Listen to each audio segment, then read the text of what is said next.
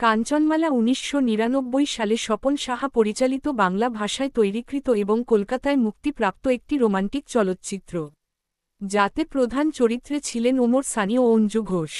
১. কাঞ্চনমালা পরিচালক স্বপন সাহা, চিত্রনাট্যকার ও স্বপন সাহা, কাহিনীকার ও স্বপন সাহা শ্রেষ্ঠাংশে ওমর সানি, অঞ্জু ঘোষ, সুরকার ও আশোক ভদ্র, চিত্রগ্রাহক শঙ্কর গুহ, বঙ্কিম দাস, সম্পাদক জয়ন্ত লাহা, শ্যামল আচার্য, প্রযোজনা কোম্পানি বাবা লোকনাথ ফিল্মস, পরিবেশক বাবা লোকনাথ ফিল্মস। মুক্তি ১৯৯৯।